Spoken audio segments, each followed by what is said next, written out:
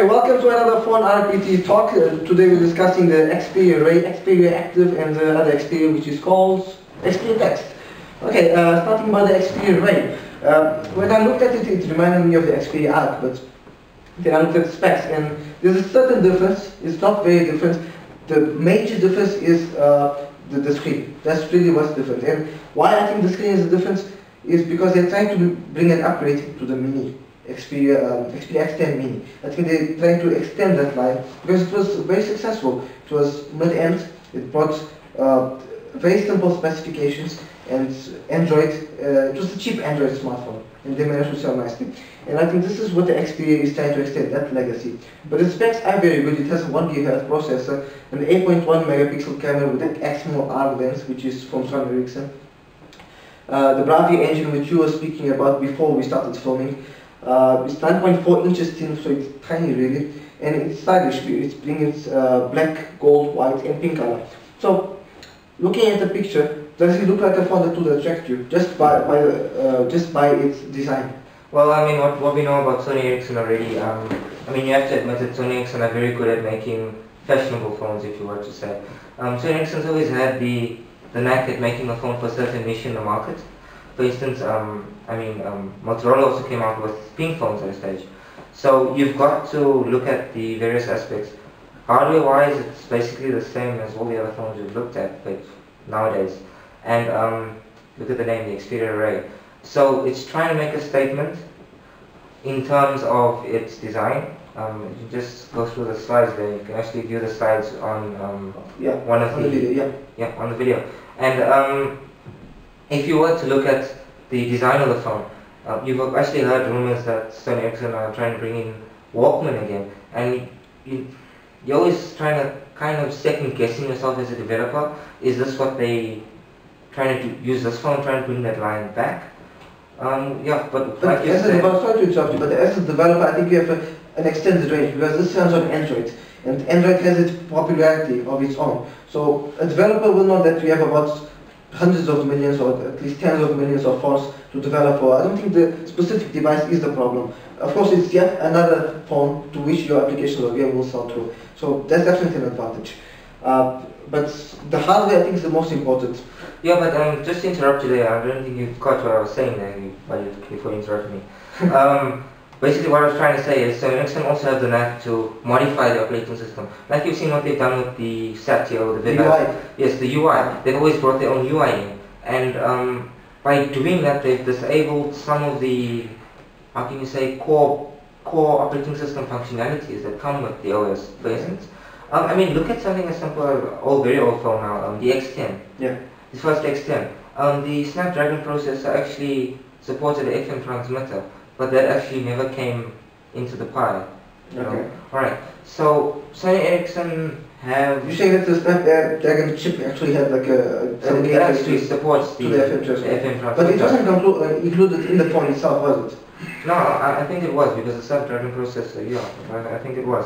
But that's actually not really discussing right now, but that's some research for the viewers to do. Alright, but either way, if you look at the customizations that Sony Ericsson make, they often force developers to, reconsider things that are happening. So, yeah, another one to watch out for. Okay, definitely. I asked Muneeb what he thinks about, especially the camera, because it brings an external arm lens, which was launched with the Xperia Arc. As we discussed, the Xperia external arm lens, it's not just the lens; it's actually the whole camera unit. The sensor is better. The lens has a bigger aperture, so more light comes in, especially at nighttime photography, when you're doing sports photography. So, would that be of use to photographers? Would they look at the camera and would they look at the phone and see this is an excellent phone for photography? Okay, look, if you want to buy a phone just for its camera, then I don't know. Maybe you shouldn't buy the phone, but I don't know. But it's a nice phone. Saying that it's 8 megapixel, like you said about the lens, elaborating on that. So like you said about the lens, so saying that there's night pictures are more clear, maybe for Facebook nowadays, Facebook users use a lot of pictures, they're taking a lot of pictures, so maybe for that it's going to help a lot. So saying that 8 megapixel has got a good camera, so you can actually, 8 megapixel you can go up to A3 size I think, I'm not sure what size you can go up to for pictures. So it's quite a big size and you can still get a clear picture. and with the lens, just clarity will just be more clearer. So that's what I would say. That's your lens. Yeah. Okay, definitely. Yeah, and also I want to say that Android, Nokia, first of all, the Xperia or maybe Sony Ericsson has always come with the phones with its Android software. You know, it hasn't been like complicated software like Nokia is coming out with different software, and it confuses the consumer, like, such as myself. So saying that that's something else what I like about Sony Ericsson, because the thing is they don't complicate life with their software. You know, they keep it simple. So that's one thing also nice about that. So I would, yeah, that's all I wanted to say. Yeah. Okay. Nabeel, we look at the phone and we can see that it has different colors, black, gold, white, pink. Besides the nice features, would that style features would that attract you in terms of design instead of going to other phones, or would the software be of relevance to you? What would you go for? What makes the difference for you if you want to go for the Xperia? Firstly, I like to focus on the hardware, and see that there's 1 GHz. It's like for all new phones, it's like that. So I'd say that's quite alright for people, because most of our phones also have 1 GHz. Colors, I'm a very picky person. So if they have my color, I would actually buy the phone. What's your color? Blue. Blue. Oh, they don't have that. Unfortunately not. Unfortunately, black maybe. Maybe if you buy a black, a white and a pink, mix them up, maybe you get a blue. Yeah. Who knows? You try to do it yourself. Yeah, try that. They're colorful, I don't know. Okay. We can move on to the next one. Xperia Active. That's what I was actually waiting for. Xperia Active. Okay, I actually like this one. It looks very sporty, very nicely. And you said it looks like the reincarnation of Walkman. Yeah, like I said, there's been a lot of talk about Sony Ericsson bringing the Walkman brand back, and only Sony Ericsson will come up with a big orange phone, but that's what they do. I mean, it's got all the high-end features kind of thing of the other phones. It's got your Bravia engine, of course it's a much smaller screen. It's got a 5-megapixel camera, which is nowadays a standard. Like you could say, it's still got high definition recording as well. And the price ranges, I think this will be one of those low market phones. Now that, yeah. Muneeb, we look at the features and it looks like a very aggressive type of pricing. It could have aggressive pricing because the features aren't exactly high-end. 5-megapixel camera now in terms of 2011 isn't the best. A 3-inch touchscreen display, and it looks like a competitor to the Wildfire S. Wildfire S is an HTC smartphone, an Android smartphone. And my question to you is, for the low-end category, or those who can only afford low-end devices, are smartphones attractive to them? Well, if that's the case, because then I don't know why would they want to buy a smartphone? I don't know, maybe what first of all, what's the usage? You know what are you going to use it for?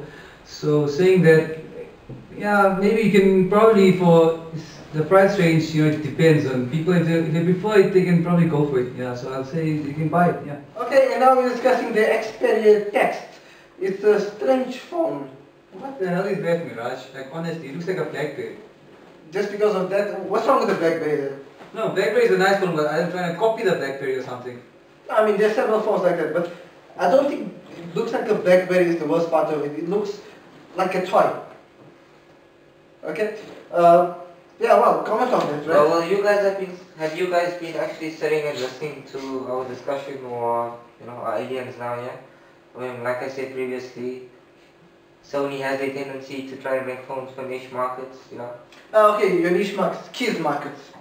Oh, kids market, right. That looks like a kid's phone. Okay, first, you know, if you look at the color scheme, obviously, right, this looks like one of those cheap phones that you could get a cover for. You know, go to the plaza, get a cover from the Indian guy, you know, stuff like that. But now, if you look at the need, what you actually use the phone for, must have a QWERTY keyboard, right? Alright, is it any touchscreen? No, I don't No think it does. touchscreen. Doesn't have Android either, it's not a smartphone.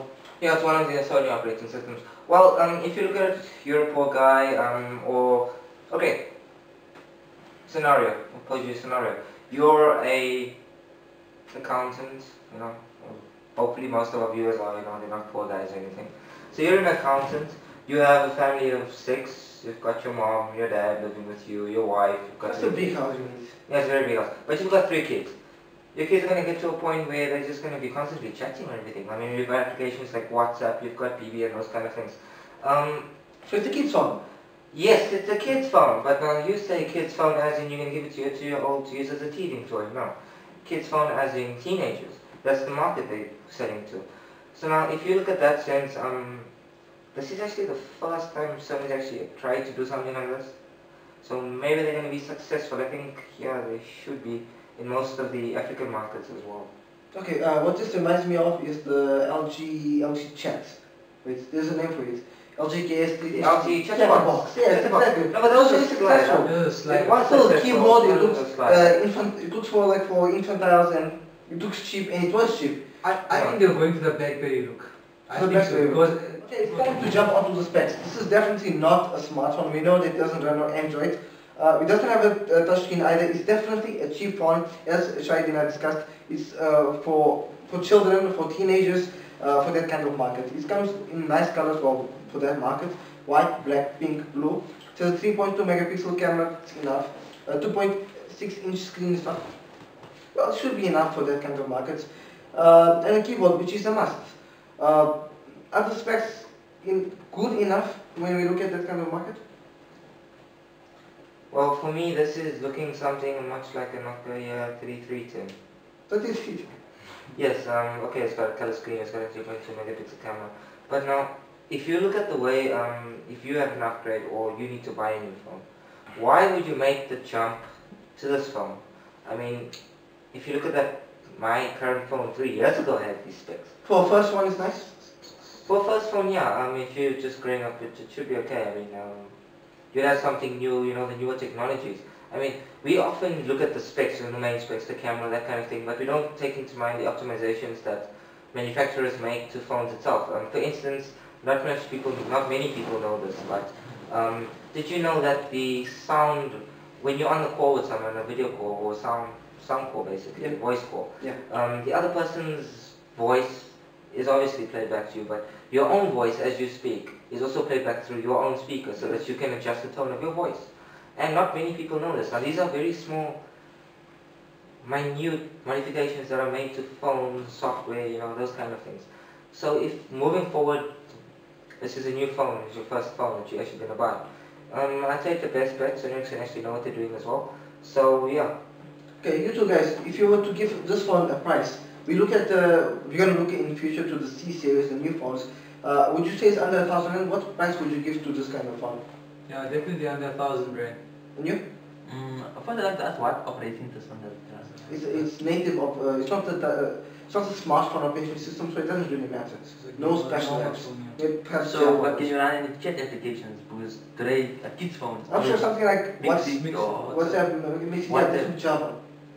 Java, like we- Okay, something like that. okay, that's good. But the price, I'm thinking around 1,000 rand or so. 1,000. Maybe, yeah, yes.